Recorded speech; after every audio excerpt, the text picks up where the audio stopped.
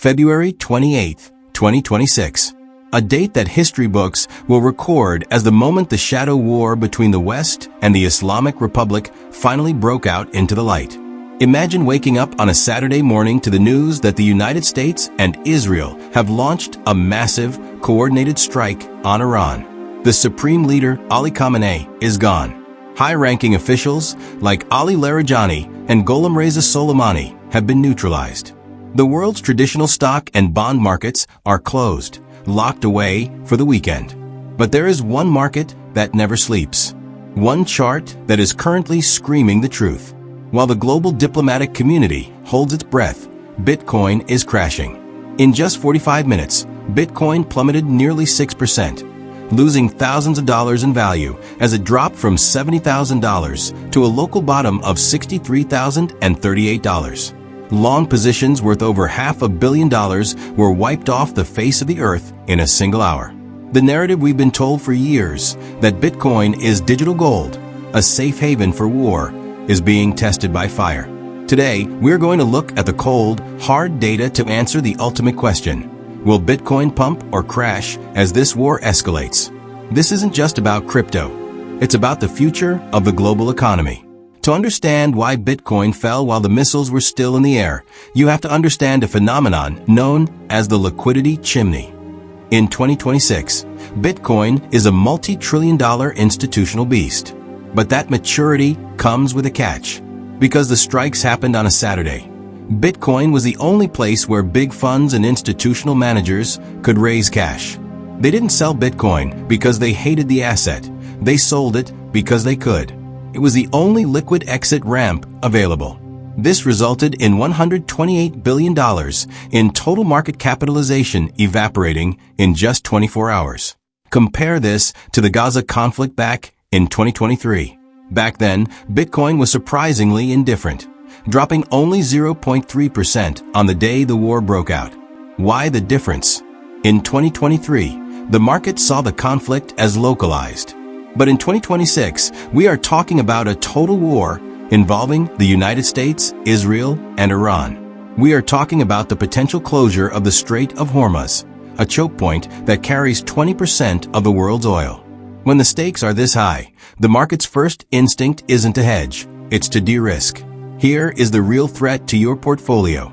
It's not just the strikes on Tehran. It's the inflationary chain triggered by the price of oil. Iran's immediate retaliation included the closure of the Strait of Hormuz. While trade data shows that some ships have managed to cross, the risk has sent shipping costs up by 18%. Humanitarian agencies are already warning that if this blockade continues through June, oil prices could hit $200 per barrel. For Bitcoin, $200 oil is the ultimate kill switch. High energy prices drive global inflation. When inflation goes up, the Federal Reserve is forced to stay hawkish.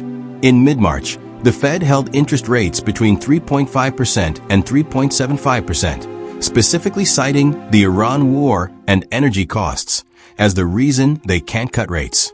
Since Bitcoin is a risk-on asset that thrives on cheap money and high liquidity, a sustained energy crisis is a fundamental threat to its valuation. Experts like Sebastian Serrano from Ripio have warned that if this bearish momentum continues, Bitcoin could drop as low as $53,000. Let's talk about the digital gold myth. In early March 2026, real gold did exactly what it was supposed to do. It surged to record highs, surpassing $5,400 per ounce as investors scrambled for safety. Bitcoin, however, did the opposite. Its correlation with gold dropped to its lowest level since November 2022.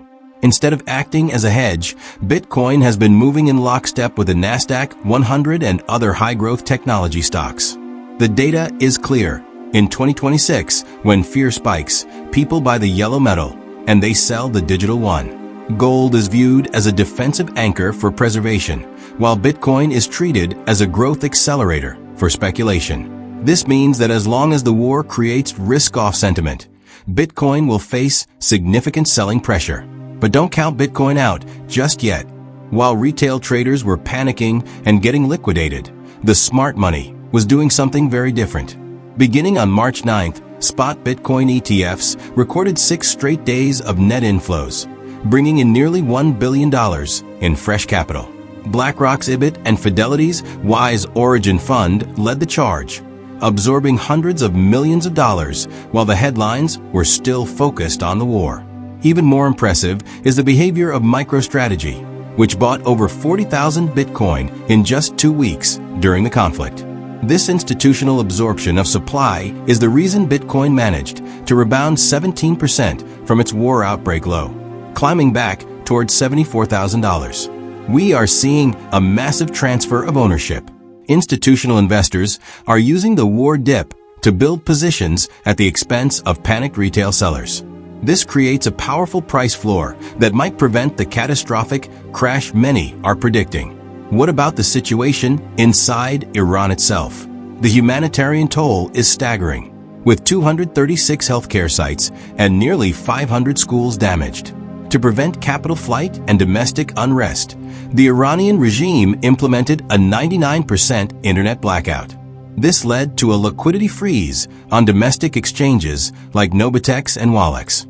Yet, in the minutes after the strikes began, outbound transaction volumes from Iranian exchanges surged by a staggering 700%. This suggests that regime-linked actors and those with access are using Bitcoin as their ultimate lifeboat to move wealth out of a collapsing nation. And what about Bitcoin mining? Iran controls between 1% and 5% of the global hash rate. While social media was full of rumors that the war would collapse the Bitcoin network, industry experts say the impact is actually minimal.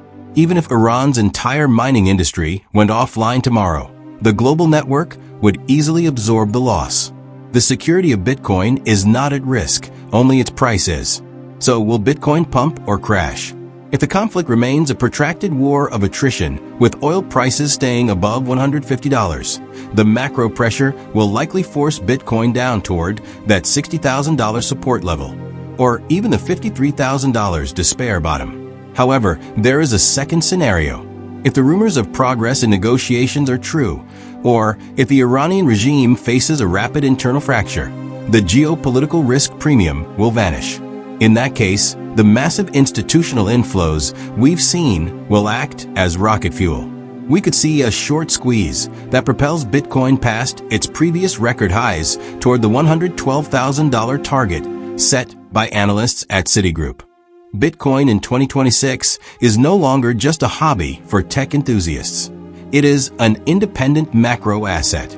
It crashes on the fear of war, but it pumps on the resilience of its network and the demand of global institutions. The digital gold narrative might be cracking, but the institutional bedrock is just beginning to form. Stay sharp, watch the oil charts, and remember, in the fog of war, the only thing you can trust is the data.